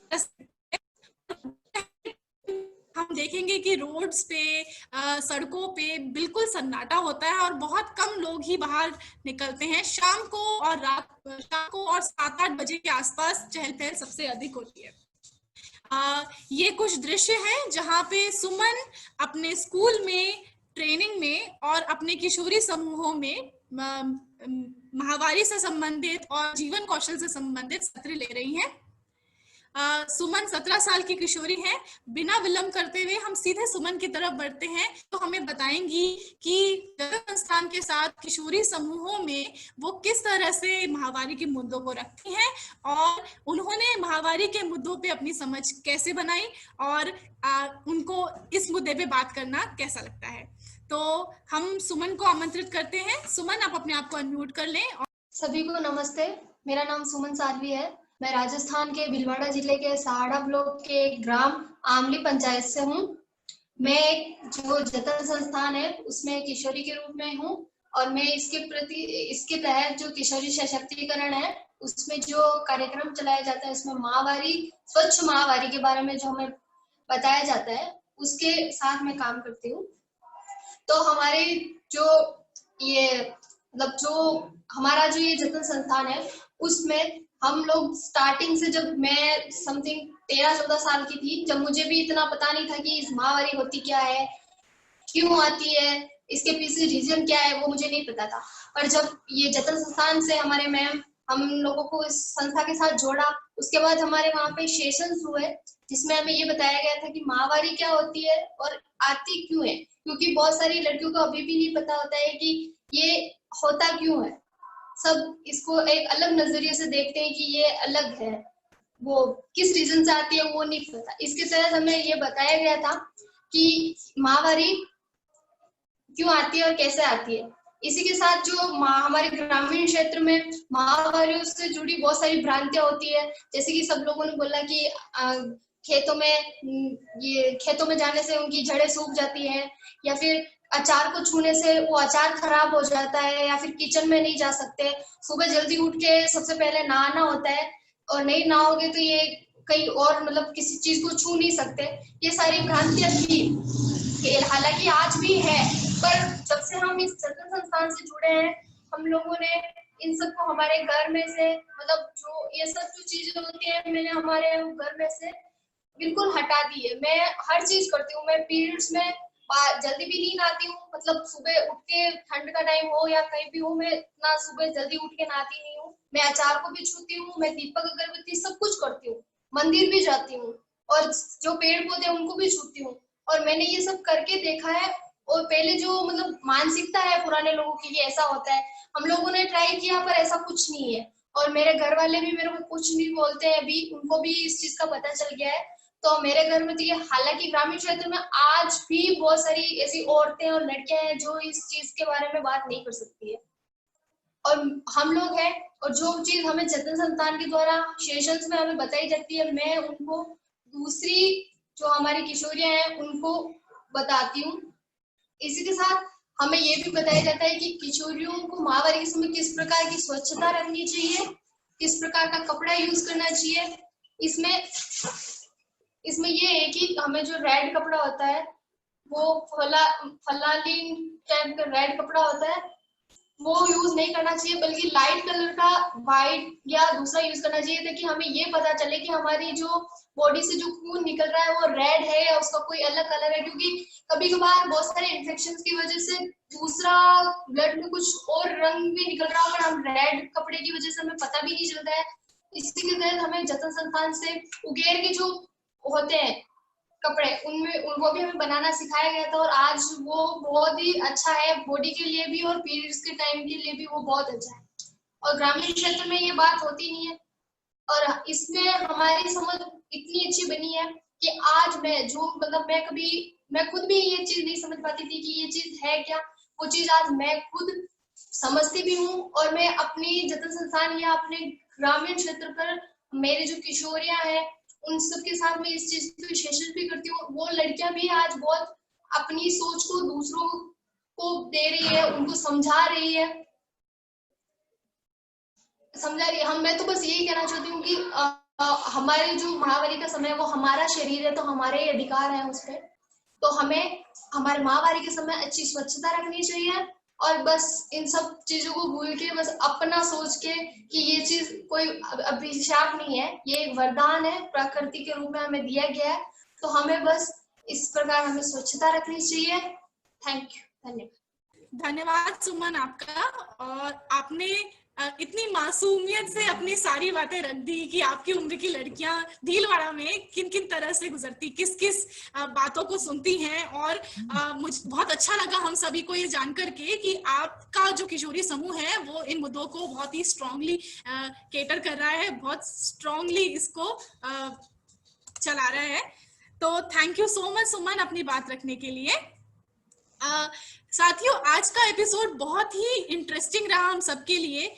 एक तो हम सीधे सीधे ये बात देख पा रहे हैं कि चाहे वो वेस्ट बंगाल हो, चाहे वो उड़ीसा हो, चाहे राजस्थान हो या गुजरात हो, हम हर जगह देख रहे हैं कि महिलाएं और किशोरियां इस मुद्दे पे बात करने के लिए स्ट्रगल कर रही हैं, पुरुषों की भागीदारी को इसमें लाने की कोशिश कर रही हैं। हम ये देख रहे हैं कि भ्रांतियां इस तरह से फैली हैं कि अलग अलग परिप्रेक्ष्य में अलग अलग भ्रांति हमारे सामने उभर आती है, और सतत प्रयासों के द्वारा ही ये भ्रांतियां धीरे धीरे जा भी रही हैं। साथियों, एक और चीज के लिए आज का एपिसोड बहुत इंटरेस्टिंग है, क्योंकि अभी तक के हमारे दोनों एपिसोड में हमने बहुत तरह तरह के उत्पादों के बारे में देखा, लेकिन ये पहला एपिसोड है जिसमें मेंस्ट्रुअल कप के ऊपर संस्थाएं जो काम कर रही हैं उसके ऊपर रोशनी गई। मैं समझ सकती हूँ कि आप सभी के पास बहुत सारे सवाल अपने दिमाग में होंगे। हम चैट्स पे लगातार बने हुए हैं और हम देख पा रहे हैं कि कुछ साथी हमारे सवाल पूछना भी चाहते हैं। तो अब मैं आमंत्रित करना चाहती हूँ लक्ष्मी जी को और स्मृति जी को, जो हमारे सारे जो भी सवाल हैं, जो भी प्रश्न हैं, हमारे सुझाव या फिर प्रतिक्रियाएं हैं, उन सभी को आपके साथ साझा करेंगे। और लक्ष्मी जी और स्मृति जी कोशिश करेंगे आपके सारे सवालों का जवाब देने के लिए। तो बहुत बहुत स्वागत स्मृति जी और लक्ष्मी जी। किसी के कोई सवाल हो तो पूछ सकते हैं। आप चाहें तो अपने सवाल चैट के माध्यम से या फिर हैंड रेज करके भी पूछ सकते हैं। और चूंकि आज हम समय सीमा के अनुरूप चल रहे हैं, तो ये हमारे पास एडवांटेज है, तो ये हमारे पास एडवांटेज है। इनवाइट कर लें और आप लाइव भी सवाल पूछें और जवाब आपको स्मृति जी और लक्ष्मी जी देंगे। जब तक बाकियों के सवाल आते हैं, मेरा एक सवाल है जो मैं पूछना चाहूंगी सेवा रूरल से और उड़ीसा की टीम से, कप्स जिन्होंने मेंस्ट्रुअल कप्स के ऊपर काफी काम किया है और अपनी कम्युनिटी में प्रमोट कर रहे हैं। तो थोड़ा बहुत आप हमें बताइए कि कैसे आपने मेंस्ट्रुअल कप्स को कन्विंस किया लोगों को यूज करने के लिए, और क्या लोग इसको पसंद कर रहे हैं, किस किस्म की दिक्कतें आ रही हैं आपको वहां पर। नसरीन जी, आप अपने आप को अनम्यूट करके जवाब दीजिए। और दार्जिलिंग प्रेरणा जो मेंस्ट्रुअल कप है उनको हम रेसिरिस से कनेक्ट सी फोल्ड में करके वो जो टॉयलेट के पोजीशन में बैठ के उनको ले लेते हैं और यूज करते हैं। ओके, टॉयलेट की पोजीशन में बैठ के इस्तेमाल करना आप बताते हैं, ऐसे समझाते हैं उनको। हाँ, अच्छा। शुरू में किस तरह का डर लगा लोगों को, कैसे इसको मैनेज किया? डर को आपने कैसे मैनेज किया? नहीं, पहले हमने यूज किया, फिर बाद में हम दूसरों को बता सकते हैं ना, कि दूसरों का डर फिर बाद में हम निकाल सके ना, इसीलिए हमने यूज किया, से फिर बताया। हमारे साथ किशोरियां भी है और ज्यादातर महिलाएं भी काम करती है। हम गारमेंट का काम करते हैं इसके लिए, तो महिलाओं को हमने दिखाया, फिर यूज करने का दिखाया, हमने ट्राई किया, तो हमको उन लोगों को भी ऐसा लगा कि नहीं, अच्छा है यूज करने का, इसीलिए इसी तरह से वो उपयोग में लिया उसको हमने। थैंक यू नसरीन जी। 4 घंटे तक तो एक्सक्यूज मी मैम, मेरी तरफ से एक क्वेश्चन है आपके लिए। मैं दार्जिलिंग प्रेरणा से हूँ। वो जो अनमैरिड वो बच्चियां है, उसको वो दर्द नहीं होता है? वो बच्चियां वो 16 इयर्स का एक छोटी सी बच्ची थी, तो उसने खरीदा था, वो स्मॉल साइज का ही लिया था उसने। तो उसने बोला कि उसको पेन हुआ जब वो फोल्ड करके यूज किया। मैंने उसको सही तरीका से बताया कि मैं कैसे यूज करती हूँ, वो उसको बताया। तो मैं तो मैरिड हूँ, लेकिन वो तो अनमैरिड है, तो उसने बोला कि उसको थोड़ा पेन हुआ। वो कैसे मैनेज हो सकता है? इस सवाल का मैं जवाब देती हूँ। दरअसल हमारा एक रूरल ट्राइबल एरिया है, ग्रामीण आदिवासी इलाका। तो यहाँ पे दरअसल अपनी ही मान्यताएं है, मिथ्स है, टैबूज है। तो दरअसल जो अनमैरिड एडोलेसेंट्स है उनके लिए थोड़ा मुश्किल है, क्योंकि यहाँ पे उसको वर्जिनिटी के साथ लिंक किया जाता है, तो वो इतना रेडिली एक्सेप्ट नहीं करते हैं। बट हमारे पास कुछ पीयर एजुकेटर्स है जिनको हमने एजुकेट किया है, उस बारे में समझाया है। हालांकि नंबर काफी कम है, बट हमारी तरफ से प्रयास जारी है कि हम अनमैरिड लोगों को भी इसमें शामिल करें और वो भी ज्यादा से ज्यादा मेंस्ट्रुअल कप का उपयोग करें। बट इस अभी मौजूदा स्थिति में ऐसा है कि जो कप्स है वो मैरिड वुमेन की तरफ से उनका रिस्पॉन्स काफी अच्छा है। हाँ, लेकिन अनमैरिड जो बच्चे या बच्चियां हैं उनको कन्विंस करने में हमें थोड़ी मुश्किल जा रही है, और वो हमारे लिए भी काफी चैलेंजिंग। जी, उसने खरीदा और यूज करने के लिए ट्राई भी किया, लेकिन थोड़ा पेनफुल हुआ, इसीलिए वो मुझे क्वेश्चन पूछ रहा था। तो इसीलिए आपके साथ ये हो सकता क्वेश्चन है कि साइज का भी इशू हो, क्योंकि मेंस्ट्रुअल कप अलग अलग साइज में अवेलेबल होता है और ब्रांड के अकॉर्डिंग भी उसमें साइजेस में डिफरेंस है। जैसे हम जो प्रमोट कर रहे हैं या हम जो अपने एरिया में बताते हैं वो एवर कप है, जो कि FDA रजिस्टर्ड है और US बेस्ड कंपनी है। तो ये 3 साइज में अवेलेबल होता है, स्मॉल, मिड एंड लार्ज। तो स्मॉल जो है वो अनमैरिड लोगों के लिए सजेस्ट किया जाता है। जो मिड है इट इज फॉर जिनकी अभी प्रेगनेंसी नहीं हुई है, डिलीवरी नहीं हुई है। एंड जो बिग साइज है, लार्ज साइज है, दैट इज फॉर फीमेल्स या मेंस्ट्रुएटर्स जिनका प्रेगनेंसी हो गई है। So based upon the cervix का जो लेंथ होता है उसके बेसिस पे मेंस्ट्रुअल कप को एडवाइस किया जाता है। तो जब हमारा साइज जो है वो थोड़ा छोटा बड़ा होता है तो ये पेन होने की और ऐसी समस्याएं आ सकती है। Okay, thank you. और कोई सवाल आपके? जी, मेरा एक सवाल था कि गांव में रनिंग वाटर तो नहीं होता है, स्टोर्ड पानी होता है सब जगह। लोग ड्रम में स्टोर करते हैं, लोहे का ड्रम में स्टोर करते हैं, प्लास्टिक का बाल्टियों में स्टोर करते हैं। तो कभी कभी हमें डर लगता है कि उस पानी से कुछ और कॉम्प्लिकेशन नहीं हो जाए मेंस्ट्रुअल कप जब धोते हैं। तो इसके बारे में थोड़ा आप बताएंगे सेवा गुजरात टीम? हाँ जी, हम लोग पानी को गर्म करते हैं और फिर उसको इस कवर में डाल के फिर बॉईल करके यूज करते हैं, गर्म पानी। जैसा कि आप सभी देख पा रहे हैं, ये जो कप है ये केस के साथ आता है। So it has a case and a cup.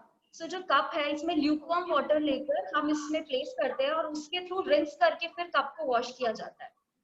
तो इसमें अलग से हमें कोई कंटेनर लेने की भी जरूरत नहीं है। This is like very handy, you can take it anywhere and wash it accordingly. नहीं, ये कंटेनर मिलता कहाँ है? Ma'am, actually this comes with the menstrual cup. Menstrual cup के साथ ही cup as well as case दोनों अवेलेबल है।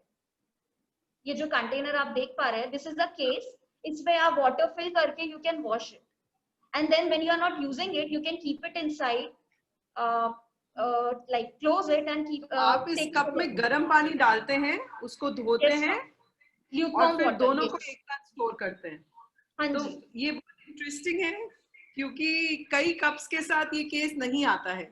हाँ जी मैम, इसीलिए हम खुद आई थिंक ये राजसी भी अग्री करेगी कि हमारे इतने सालों में बहुत सारे साथियां हैं जो कप्स इस्तेमाल कर रहे हैं पिछले 10 सालों से, लेकिन कई लड़कियां लड़कियां औरतें सिंपली उसको रिंस कर लेती है रनिंग वाटर में। और बहुत सारे ऐसे भी शेयर करते हैं कि गर्म पानी से कोई ऐसा जरूरत नहीं है, वैसे ही हम अच्छी तरह से रिंस करके पहन ले तो उनको कुछ प्रॉब्लम नहीं हुआ है। तो ये भी हम सुनते हैं लेकिन मेरा यही हमेशा रहता है कि अगर पानी, वही जो मैं कह रही हूँ, 3-4 रोज का पानी से अगर हम इसको वॉश करें तो कैसा है। आपने जवाब तो दे दिया है कि गर्म पानी से हम इसको अच्छी तरह से धो सकते हैं। Thank you very much. Cup का ये जो कंटेनर वाली बात हमने भी पहली बार देखी, क्योंकि हमको मालूम नहीं था कि कंटेनर भी ऐसे मिलता है। विदेश में जरूर मैंने देखा था, लेकिन इंडिया के अंदर ये मिलता है, ये मैं पहली बार देख रही हूँ। तो हमारे लिए एक बहुत अच्छी जानकारी हो गई। सेवा rural, thank you very much for this. It was really important learning for us. कोई और क्वेश्चन है क्या? राजसी कह रही है कि क्वालिटी ऑफ वाटर पे डिपेंड करता है। हाँ, ये तो हम बिल्कुल अंडरस्टैंड करते हैं। बॉइलिंग का है ना, बॉइलिंग का जरूरत इतना नहीं है ऐसे कह रही है। I think I also Yes, and ma'am, which is why we promote any other question? सवाल है और water. पायल एक सवाल पूछ रही है दूसरे कंप्यूटर से। हम पिंकी को आमंत्रित करना चाहेंगे। पिंकी, आप अपने आप को अनम्यूट करें और अपना सवाल पूछें। सवाल है, फ्लैनल के कपड़े को इस्तेमाल करने में क्या क्या दिक्कतें आती हैं? तो ये सवाल कौन लेना चाहेगा स्पीकर्स में से? हम भी बता सकते हैं हमारे एक्सपीरियंस, बट पहले हम चाहते हैं कि सेवा रूरल बताएं, क्योंकि उन्होंने जैसा उन्होंने रिसर्च किया है फ्लैनन के ऊपर, जतन ने भी किया है, और हमारे एरिया में उसको टाइम पीस बोलते हैं, उसी कपड़े को टाइम पीस बोलते हैं। और 2004 से ये मिल रहा है टाइम पीस हमारे इलाका में, जहाँ जहाँ जतन काम करती है। तो हमारे रिसर्च थोड़ा सा बिल्कुल उल्टा बताता है जो सेवा का रिसर्च बताता है। तो हम बहुत इंटरेस्टेड है जानने में कि टाइम पीस का इतना पॉपुलर क्यों है आपके एरिया में। इसके ऊपर गुजरात में, मतलब हमने भी यहाँ पर कच्छ में जो एक असेसमेंट किया था, क्या मैं उसके बारे में बता सकती हूँ? मैं Bharti from CS Seva rural बताएंगे, नसरीन जी बताएंगे, सेवा रूरल बताएंगे आप? हाँ जी ma'am, actually like I mentioned before, hello जी, हाँ जी, वी कैन हियर यू। या ओके, एक्चुअली यहाँ पे पहले जो फ्रीक्वेंसी ओल्ड क्लॉथ को यूज करने की थी वो काफी ज्यादा थी। आई मीन द मेजॉरिटी जो मेंस्ट्रुएटर्स है हमारे, they were using old clothes, and उसका डिस्पोजल या ये सब काफी मुश्किल था। एंड प्रॉपर जो सन ड्राइंग बोलते हैं, which is like highly recommended, वो नहीं था प्रैक्टिस में। Then we as a group sat and we decided कि क्या किया जा सकता है। So which is why we thought of something जो culturally acceptable हो। इस वजह से हमने फलालिन इंट्रोड्यूस किया था कुछ सालों पहले, एंड उसके रिस्पॉन्स काफी अच्छे रहे, क्योंकि यहाँ पे क्या है कि बहुत सारा कल्चरल टैबू है। अगर महिलाएं कुछ और लाइट कलर का यूज कर रही है तो वो शायद उसको घर के सबसे गंदा एरिया बोल सकते हैं, या जहाँ बिल्कुल सनलाइट की एंट्री नहीं है वहां सुखाती थी। बट क्योंकि फलालिन it's like the colour is very what to say, colour जो है वो एक्सेप्टेबल है, उस पे दाग धब्बे जो है वो दिखाई नहीं देते हैं। इसलिए अभी जो महिलाओं के अंदर की जो वो हिचक थी, कि जो हेजिटेशन था उनका, वो इस वजह से दूर हुआ है। इसलिए हमारे एरिया में जो हमने ऑब्जर्व किया है कि ये ज्यादा सक्सेसफुल रहा है, एंड जो मेंस्ट्रुएटर्स है वो उसको इजीली एक्सेप्ट कर पाती है, बिकॉज अभी थोड़ा वो जो शेम है बाहर ड्राई करने का वो काफी कम हो गया है। हमारा जो हमने जब क्रॉसओवर ट्रायल्स किया था वही 2013 में, उसी समय 2013-2014 में हमने भी क्रॉसओवर ट्रायल्स किया था फ्लैनल को लेके। फ्लैनल हमारे यहाँ टाइम पीस बोलते हैं। उसमें ऑलमोस्ट 80% महिलाएं हमारे सैंपल में उनको रैशेस और फोड़े और बहुत सारे ऐसे प्रॉब्लम्स हुई थी टाइम पीस के अंदर, और साथ साथ एंटी रैश क्रीम भी उनको यूज करना पड़ा। तो हमारे एरिया में ये बिल्कुल ही नहीं चला। लेकिन हैविंग सेड दैट, ये जरूर है कि क्योंकि सस्ता है, बहुत जल्दी सुखा सकते हैं हम इसको, और बहुत डार्क कलर्स में लोग पसंद करते हैं, तो ये चलन इसका है। अभी खत्म नहीं हुआ है कि लोग यूज करते हैं, लेकिन हमारे जहां हम काम करते हैं बार बार हम यही मैसेज देते हैं कि हल्का रंग का कपड़ा हो, ताकि आपके जो डिस्चार्ज के जो कलर्स है उसको आप पहचान पाओ। अगर ग्रीन डिस्चार्ज है या पिंक कलर का डिस्चार्ज है या येलो कलर का डिस्चार्ज है, तो जरूर वो इन्फेक्शन का वो सिग्नल है, इन्फेक्शन का वो निशानी है। तो इसीलिए हल्का रंग का कपड़ा पहनो, ये जरूर हम बात करते हैं। तो एक सवाल आया है चैट बॉक्स में। ओके, ये तो आंसर हो गया था कि अनमैरिड गर्ल्स यूज कर सकते हैं, ये तो आंसर हो गया था। शोभा शाह कह रही हैं कि flannel cloth needs to be cleaned properly. Hygienic practices are important. Yes, of course we agree. We totally agree with that. Any other questions from anyone else? This. Yep. Someone on the questionnaire answer box, उन्होंने पूछा है कि अगर वो जो हैं वो खुद menstrual health educator हैं तो वो कैसे जुड़ सकते हैं। तो उसका जवाब यही है कि आप ugair@jatansansthan.org पे हमें ईमेल लिखिए और आपको जिस संस्था से जुड़ना है हम आपको उस संस्था से जोड़ेंगे। तो जो भी और जानना चाहते हैं आप हमें उस आईडी पे लिख सकते हैं ugair@jatansansthan.org। स्मृति जी, किसी और के कोई सवाल? स्मृति जी, वेस्ट बंगाल उड़ीसा जी। हाँ मैं केतन बात कर रहा हूँ गुजरात से। जी केतन जी।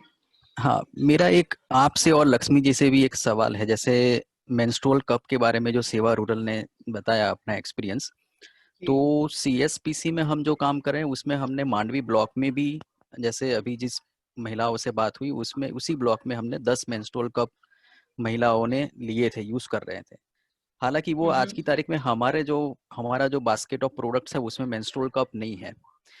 इसलिए नहीं है क्योंकि मेंस्ट्रुअल कप पर इतना कोई जहां तक मुझे मालूम है इतना कोई रिसर्च पेपर नहीं है उसके यूसेज के बारे में कि उसके डिसएडवांटेजेस क्या है। एडवांटेजेस जैसे इन्होंने बताया सेवा रूरल में कि वो प्रमोट कर रहे हैं, मगर काफी सारी ये चीज ऐसी है जो आपको बॉडी के अंदर इंसर्ट करना होता है। बाकी सारे प्रोडक्ट्स हैं जो आप बॉडी के बाहर रहते हैं। तो मुझे ये लगता है कि इस पर एक सोचने की भी जरूरत है कि अगर कोई पार्ट आप बॉडी के अंदर इंसर्ट कर रहे हैं किसी ऑब्जेक्ट को, तो उस पर जब हम उसको प्रमोट कर रहे हैं तो साथ साथ उसका हाइजीन कैसे मेंटेन करें।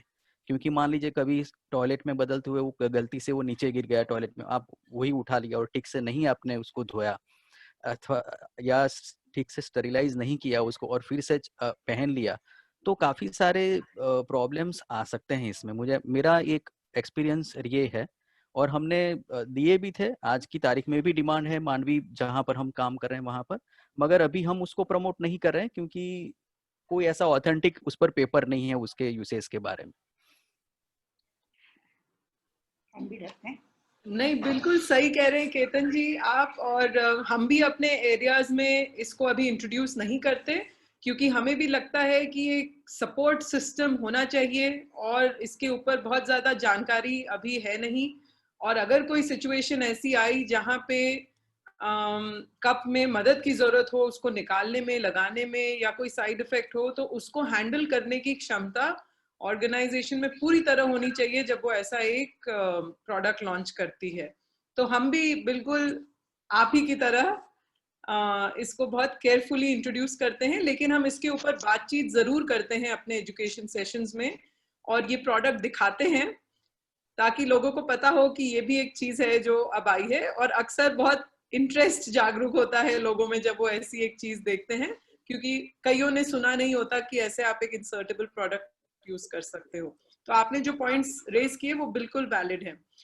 एंड साथ ही मैं आपसे जानना चाहूंगी, क्योंकि आप क्लॉथ पैड्स भी प्रमोट करते हैं, आपका एक प्रोडक्ट बास्केट है, तो कैसा रहा है अनुभव सस्टेनेबल प्रोडक्ट्स को लेके? कैसे आप इसको पॉपुलराइज करते हैं? अगर आप इसको बेचते हैं, कैसे बेचते हैं? कुछ अगर आप उन बातों पे हमें बताना चाहें क्लॉथ पैड्स के पर्सपेक्टिव से। देखिए अभी जो बास्केट ऑफ प्रोडक्ट्स हैं उसमें जैसे टाटा ट्रस्ट ने जो कुछ जी थोड़ा जोर से बोलिएगा। कुछ ऐसी एजेंसी है जिसके साथ टाई अप किया है। जैसे मान लीजिए एक इकोफेम करके एक प्रोडक्ट है जो औरविला तमिलनाडु से, जिसको हमारे बास्केट ऑफ प्रोडक्ट्स में है। Living art technologies private limited से जो साफकिन है वो है। अगर मैं गुजरात की आज की तारीख में बात करूं, जैसे सेवा रूरल झगड़िया ने जो बताया, तो काफी सारे वो जो टाइम पीस जो लक्ष्मी जी ने बोला, लक्ष्मी मैम ने, कि टाइम पीस काफी सारा यूज हो रहा है यहाँ गुजरात में भी। और मेन रीजन उसका है कि वो बहुत ही सस्ता मिलता है और लाल कलर में, मरून कलर में मिलता है। तो ये एक परसेप्शन हमें उस साइड से भी चेंज करना है कि जैसे आपने भी बताया कि अगर मान लीजिए डार्क कलर का कपड़ा है तो उसमें मान लीजिए कोई दाग रहेगा या इन्फेक्शन है, आपके ब्लड का अगर कलर चेंज हो रहा है तो आपको खुद को ही पता नहीं चलेगा कि क्या है, इन्फेक्शन है कि नहीं है। तो इसीलिए अगर थोड़ा लाइट कलर का कपड़ा इसको प्रमोट करे तो काफी मतलब ज्यादा बेहतर रहेगा इसमें। गुजरात की अगर मैं बात करूं तो ज्यादा अभी जो सेलिंग हो रहा है वो जो मैंने बताया आपको कि इकोफेम करके जो प्रोडक्ट है, रीयूजेबल प्रोडक्ट्स, जो हमारे कुछ एंटरप्रेन्योर्स हैं हमारे एरियाज में, भावनगर में, अमरेली में, कच्छ में, जो वहां से खरीदते हैं और उसको महिलाओं को, जो हमारी जो टीम है वो भी उसको प्रमोट करती है उसको यूज करने में, क्योंकि हम ये चाहते हैं कि उसको रिप्लेस करे टाइम पीस से। टाइम पीस जो बहुत ही सस्ता और जो कॉटन नहीं है, तो इससे बेहतर है कि वो लोग कॉटन का कपड़ा यूज करे जो उनके आरोग्य के मतलब हेल्थ के लिए भी अच्छा है और साथ ही साथ एनवायरनमेंट के लिए भी अच्छा है कि अगर वो रीयूजेबल पर फोकस करे। तो कुछ ऐसे भी एरिया है जहां पर सैनिटरी नैपकिन जो कमर्शियल प्रोडक्ट्स हैं वो भी यूज हो रहे हैं, तो वहां पर भी हमारा फोकस रहता है कि आप सिंगल यूज प्रोडक्ट को छोड़कर रीयूजेबल पर ज्यादा रिलाय करें, क्योंकि अगर रीयूजेबल कर रहे हैं तो आपका हेल्थ और एनवायरनमेंट दोनों इसमें मेंटेन रहेंगे। तो काफी हद तक हमें एक सपोर्ट मिला है हमारी टीम से भी कि हम जो रीयूजेबल प्रोडक्ट है खास करके इकोफेम, उसको ज्यादा हम ये कर पाए हैं। और जैसा मैंने अभी बताया हमारे जो स्पीकर्स थे मांडवी के, जैसे आपका जो आपने जो ट्रेनिंग हमें दी है उगेर पेड़ की, तो वो भी हम जितने भी ग्रुप्स हैं, जैसे ही हमारा सेकंड मॉड्यूल कंप्लीट होता है तो सारे ग्रुप को हम कैसे सिलना है, स्टिच करना है ये क्लॉथ पैड, वो हम ट्रेन करते हैं उनको। और ये अभी जो हमारे स्पीकर थे मांडवी में, जयश्री बहन, उन्होंने खुद सीख लिया, वो खुद यूज करते हैं और बाकी सारे बहनों मतलब उनके जो फैमिली मेंबर्स है उन तक भी ये मैसेज पहुंचाते हैं वो खुद कर। कभी तो ये लोग गिफ्ट भी देते हैं कि चलिए ये आपका हमने सी लिया 5, ये आपको एज ए गिफ्ट।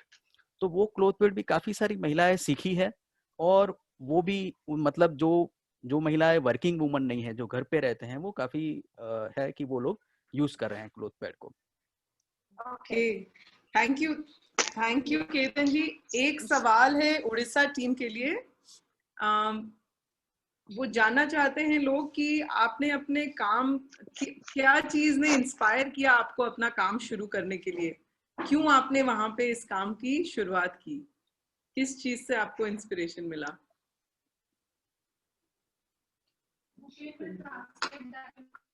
हिंदी में बोल दो।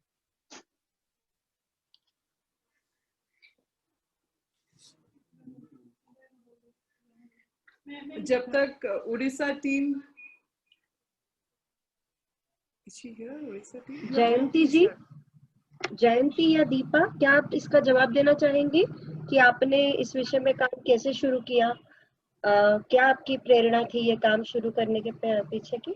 आप अनम्यूट करके बताएंगे?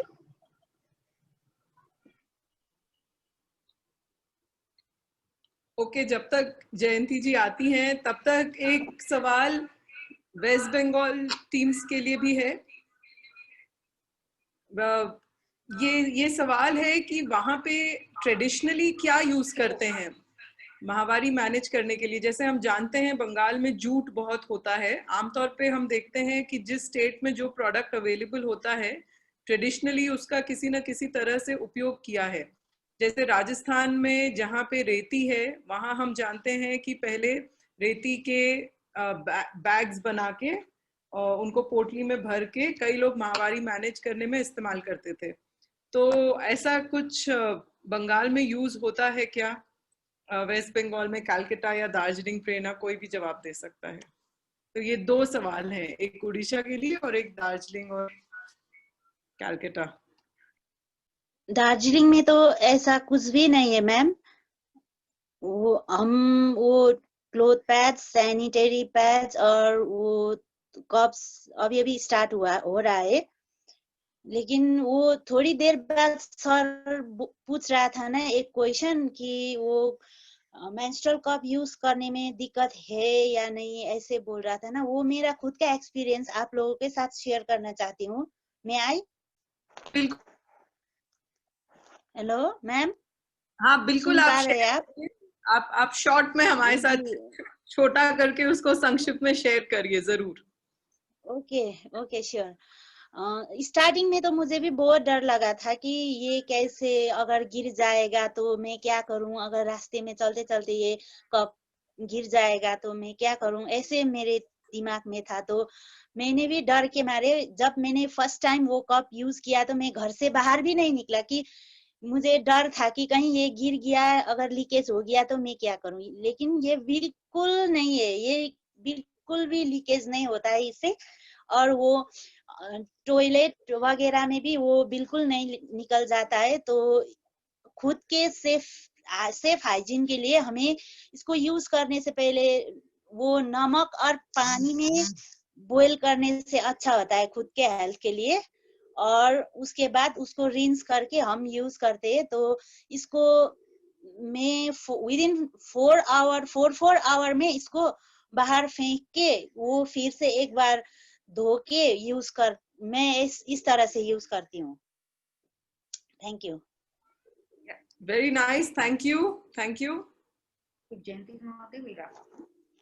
और कोई जवाब देना चाहता है? नहीं तो हम अब अपने सेशन के अंत में आ गए हैं, टाइम हो चुका है।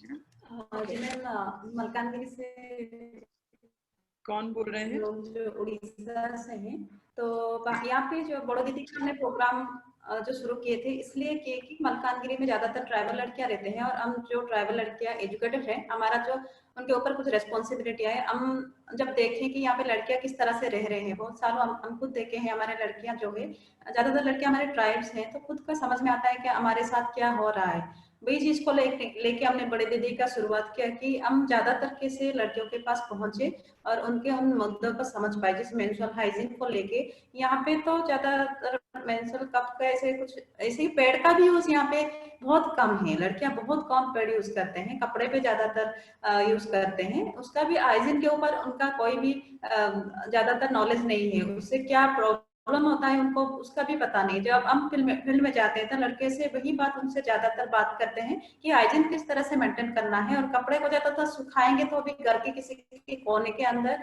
या जहाँ पे लाइट ज्यादा we lost Jayati. Yes, we sort of lost them in the we lost all our we lost our research speakers in the end, but I think we got a gist of what they said. So now we are approaching the end of today's webinar, and I just want to